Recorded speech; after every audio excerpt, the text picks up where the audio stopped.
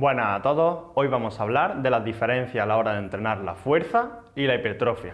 Por lo tanto, vamos a ver qué es cada una de ellas y qué factores afectan a la hora de su entrenamiento. Vamos al lío.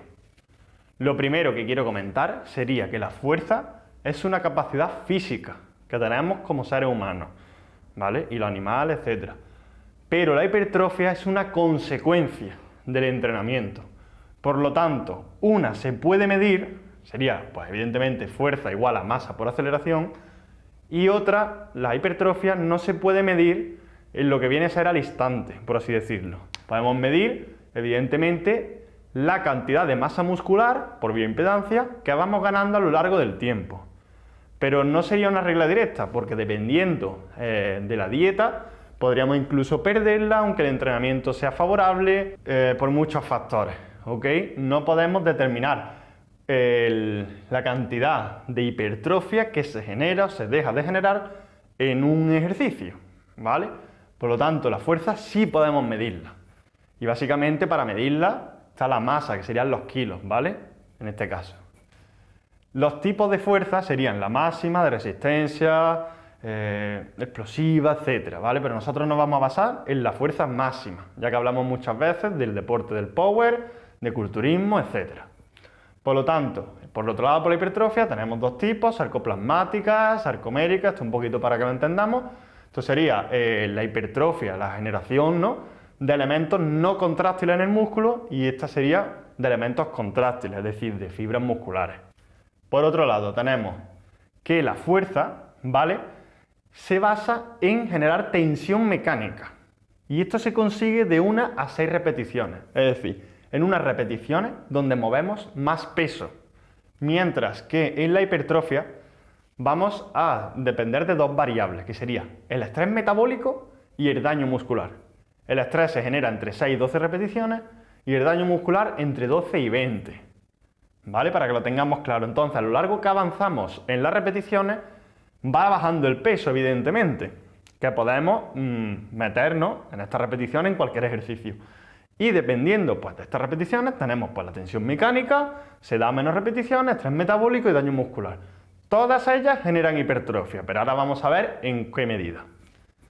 Tenemos que cuando hablamos de tensión mecánica se va a mejorar sobre todo lo que sería este sistema nervioso, esta capacidad de apretar. Van a ir ganando esa fuerza a nivel del sistema nervioso y cada vez vamos a saber aplicar más fuerza. Y va a generar hipertrofia, pero a priori en menor medida. Sin embargo, en la hipertrofia sería al revés. Con este entrenamiento se daría más esta hipertrofia y menos este trabajo del sistema nervioso, ya que las cargas no son tan altas y no necesita de tanto, sobre todo ya en lo que viene siendo el daño muscular. Bien, lo más importante, para mejorar la fuerza, tenemos que trabajar con intensidad, es decir, con muchos kilos, entre comillas.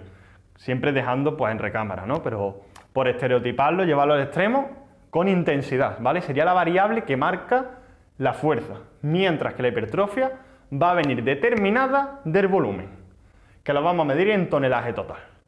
Por eso, cuando hablamos de hipertrofia, de lo que vamos a depender va a ser del volumen de trabajo que nosotros le demos a nuestro ejercicio.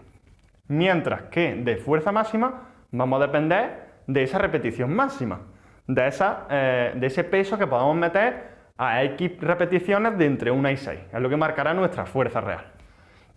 Por lo tanto, si nosotros trabajamos la fuerza, objetivamente vamos a querer que nuestra repetición máxima pase de 180 kilos a 210, habremos ganado fuerza. O que hagamos un 3×3 con 150 y pasemos a un 3×3 con 170 con el tiempo, ¿vale? Somos más fuertes. ¿Qué pasa con la hipertrofia? Que nosotros vamos a medir en volumen, series, repeticiones y kilos, ¿vale? Aunque esto también sería un poco así, pero bueno, por estereotiparlo, como lo decimos, llevándolo al extremo. Si nosotros hacemos un trabajo de 3×8 por 120, hay un total de 2.880 kilos levantados, mientras que si hacemos 3×8 por 160, da 1.000 kilos más. Es decir, que este trabajo, a mismas repeticiones, mismas series, un trabajo mucho más duro y que por lo tanto va a generar más hipertrofia. Por lo tanto, aquí ya podemos jugar la hipertrofia con ese volumen Pues a lo mejor podemos hacer un 8×3 por 180 y hay más tonelaje. Y no tenemos por qué ir a esas 8 repeticiones entre 6 y 12. ¿Vale? Esto ya sería otro tipo de técnica, pero para que lo veamos más claro, vemos que la hipertrofia va a depender de este tonelaje total, sobre todo trabajando en este rango de repeticiones, y que la fuerza va a necesitar pues, de un rango de repeticiones más pequeño donde nos hagamos fuertes de cara a conseguir que nuestra repetición máxima mejore. Por lo tanto, si trabajamos a un rango de repeticiones de entre 12 y 20, la progresión va a ser muy difícil y no vamos a tener apenas cambios a nivel de repetición máxima. ¿Vale? Esto se vería en la curva de la fuerza-velocidad y sería ya algo a explicar en una gráfica muy sencilla. Por lo tanto, como resumen, vamos a ver que las dos generan hipertrofia, solo que una u otra en mayor o menor medida en función pues, del tonelaje total que nosotros marquemos. Pero en principio siempre sería hipertrofia, a no ser que trabajemos específicamente de cara a esa hipertrofia con ese estrés metabólico, donde ahí generaríamos a priori más. Por otro lado, tenemos la selección de ejercicios. No es lo mismo una extensión de cuádriceps que una sentadilla libre, que una sentadilla en multipower, que usar tacón, que no usar tacón, que tener piernas largas, que tenerlas cortas. Por lo tanto, dependiendo del ejercicio, vamos a tener más o menos hipertrofia de cara a si trabajamos más tiempo bajo tensión o si tenemos más rango de recorrido en esos ejercicios.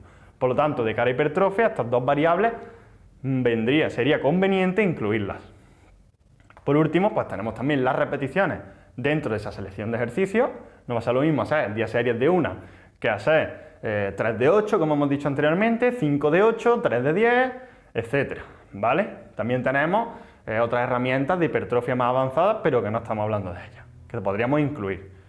Y por último, para mí lo más importante sería, como hemos dicho anteriormente, la progresión de peso. Si nosotros cogemos 120, ya sea a 1 o a 8, a 3 series o a 1, si en ese mismo trabajo de series repeticiones cogemos más kilos, a no ser que ya estemos muy específicos en 2 o 3 repeticiones, a priori vamos a tener más masa muscular, sobre todo en un rango de repeticiones y series como sería un 3×8, 3×6, 5×6, etc. ¿Vale? Así que espero que haya quedado claro. Cualquier duda, preguntad sin compromiso.